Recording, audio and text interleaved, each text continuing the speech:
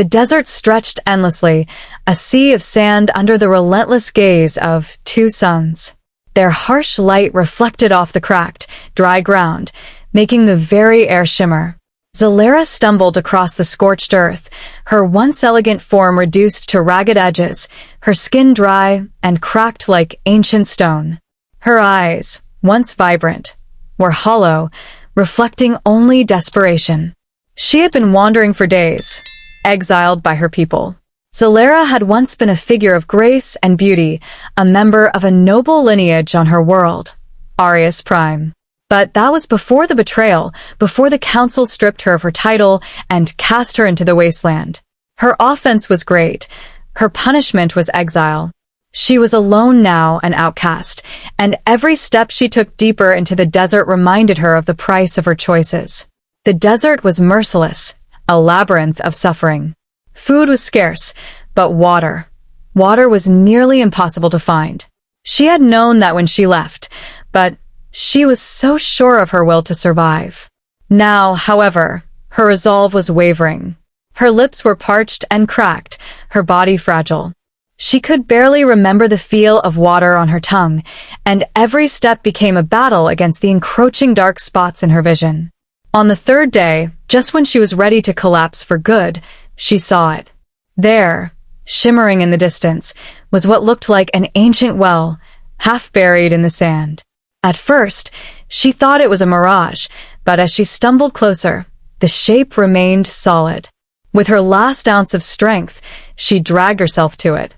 The well was surrounded by tall, jagged rocks that cast strange shadows in the afternoon sun. She collapsed beside it, her hands clutching the cool stone as she peered into the depths. Dark and endless, it seemed to stretch down to the very heart of the world. But the well was not empty. An ancient figure stood beside it, shrouded in a long, dark robe that seemed to move with a life of its own. His face was hidden beneath a hood, but Zelara could feel the weight of his gaze. This was the Watcher, a legendary figure in the lore of her people. The stories said he was neither alive nor dead, bound to the desert by some ancient curse.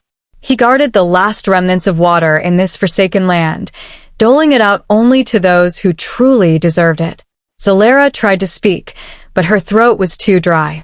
The Watcher looked down at her, his voice echoing in her mind rather than in the air. "Why have you come here, Zelara?" he asked, his voice cold and distant. She swallowed, forcing out the words. "Water. I need water." The Watcher tilted his head, observing her. "Water is a precious gift in these lands. Tell me, why should I give it to you?" Desperation bubbled up inside her, anger mixing with despair.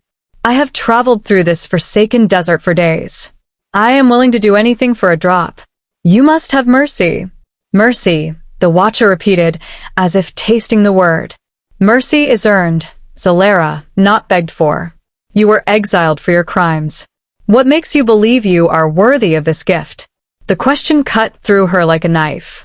She wanted to shout, to demand the water, but she knew it would be useless.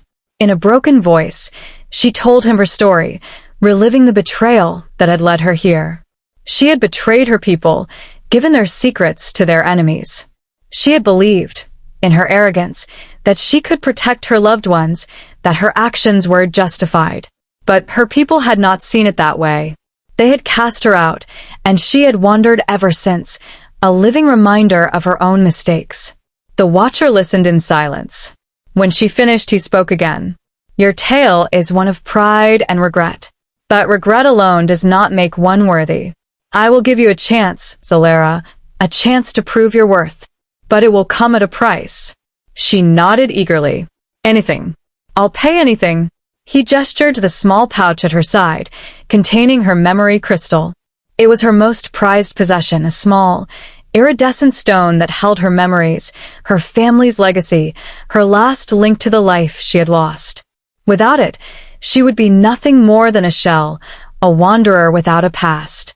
"If you wish for water," the Watcher said, "then cast your memory crystal into the well. Abandon your past, and with it, your pride." Her heart twisted.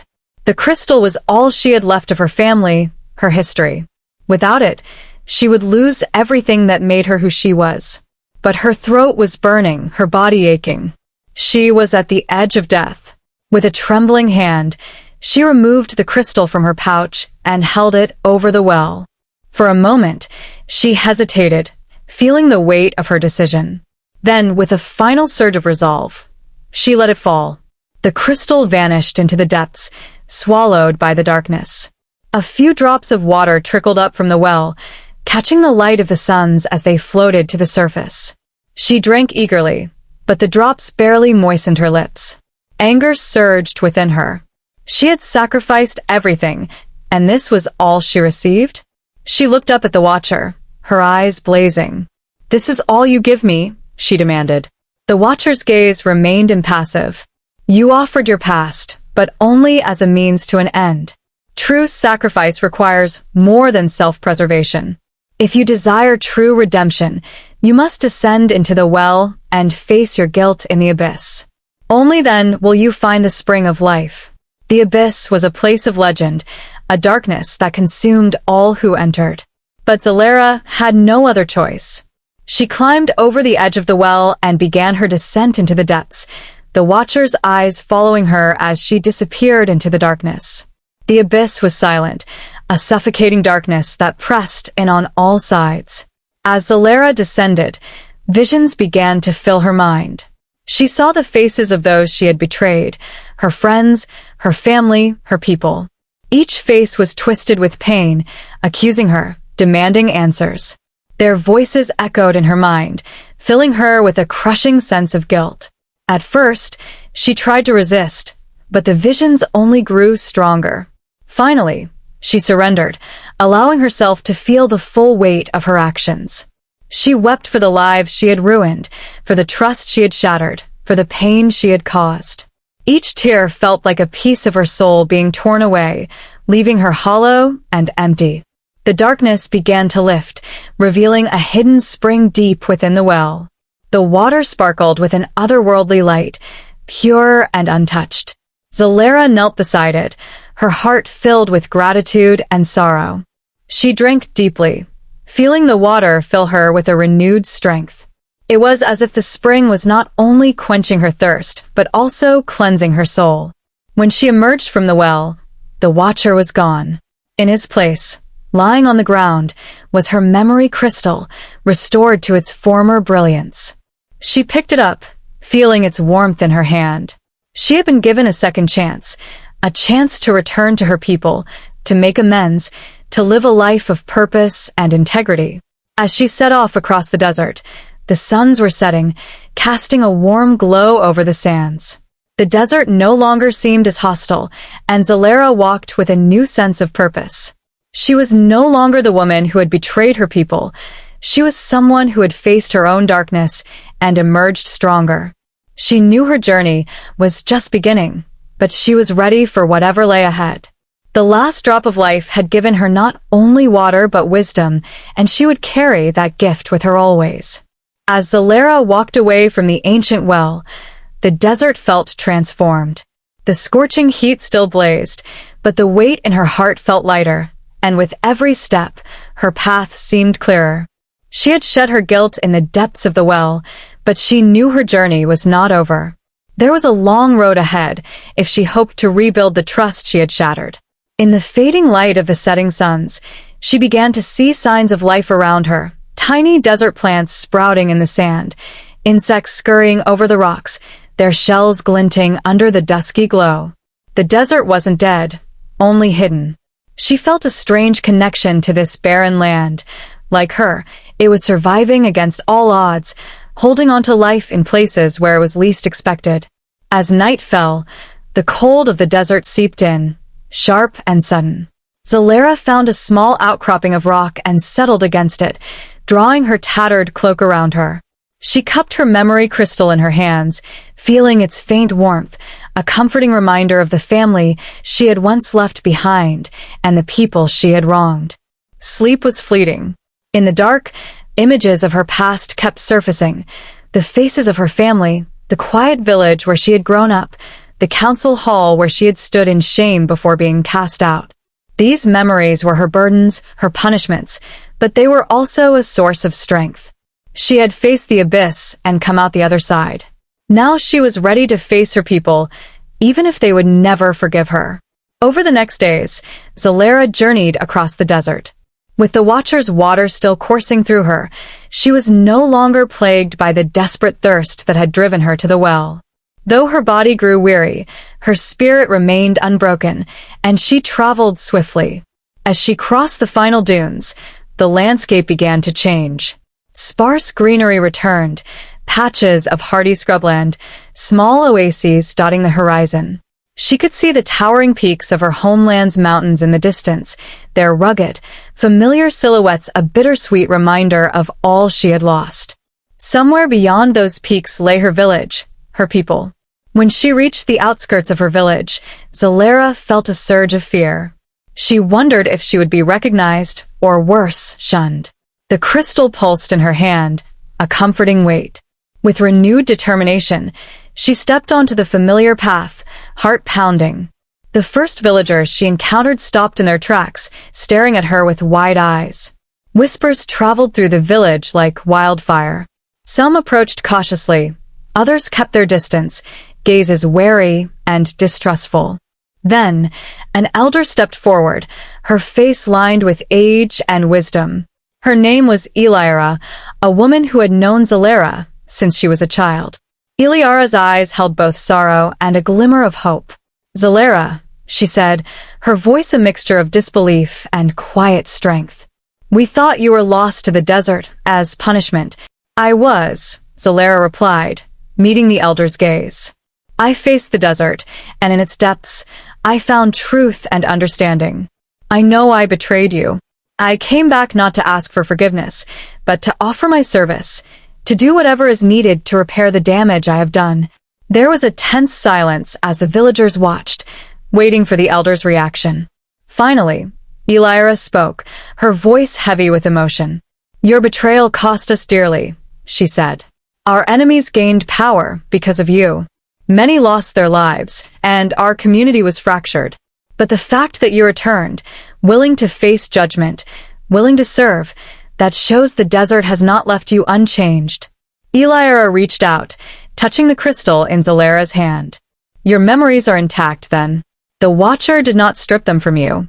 Zelara shook her head. "He did, but he returned them in the end. I think he believed I could use them to rebuild what was broken." The elder nodded slowly. "Then let this crystal be your guide, Zelara. Let it be a reminder of who you were and who you wish to become. But know this, your redemption will be earned, not given." From that day forward, Zelara worked tirelessly to make amends. She took on the hardest, dirtiest tasks in the village, fetching water from the farthest springs, mending damaged homes, tending to the wounded and the sick. The villagers were slow to accept her. Some refused to speak to her altogether. But over time, they began to see the sincerity in her actions. Her days were filled with labor, but her nights were spent alone, haunted by memories. The faces of those who had suffered because of her choices visited her in dreams, and she would often wake in the darkness, tears streaming down her face. Yet, she would rise before dawn and start her work anew, determined to earn each day in the eyes of her people. Months passed, and the villagers' attitude began to shift. People began to greet her, and children no longer shrank from her shadow. She became a part of the community once more, not as a noble or a leader, but as a servant, a friend, a protector. One evening, a group of villagers gathered around a fire, sharing stories of the past. Zelara listened in silence, feeling a pang of longing for the days before her exile. Then, one of the elders turned to her. "Zelara," he said, his voice kind but firm. "Tell us of the Watcher. Tell us what you faced in the desert." She hesitated, her gaze drifting to the memory crystal in her hand. Finally, she nodded, the firelight reflecting in her eyes as she began to speak. She told them of the scorching sands, the endless thirst, the ancient well hidden among the rocks. She spoke of the Watcher, his cold, impassive gaze, and the terrible choice he had given her. She described the abyss, the dark descent into her own soul, and the visions that had stripped her bare, forcing her to confront her guilt. As she spoke, the villagers listened in silence, their expressions somber. When she finished, there was a long pause. Then Zelara the Elder spoke. "You faced the darkness within yourself, Zelara. You confronted your own sins and emerged stronger. That is not a journey many would survive." She placed a hand on Zelara's shoulder, her voice filled with quiet pride. "You have done more than seek redemption. You have become someone worthy of forgiveness." Zelara looked around at the faces of her people, seeing acceptance, even respect, in their eyes. For the first time since her exile, she felt truly at peace. The village had forgiven her. But more importantly, Zelara had forgiven herself. The burden of guilt had been lifted, and in its place was a deep sense of purpose. From that day on, Zelara served her people not out of penance, but out of love. She became a guardian of the village, a storyteller, and a guide for those who were lost.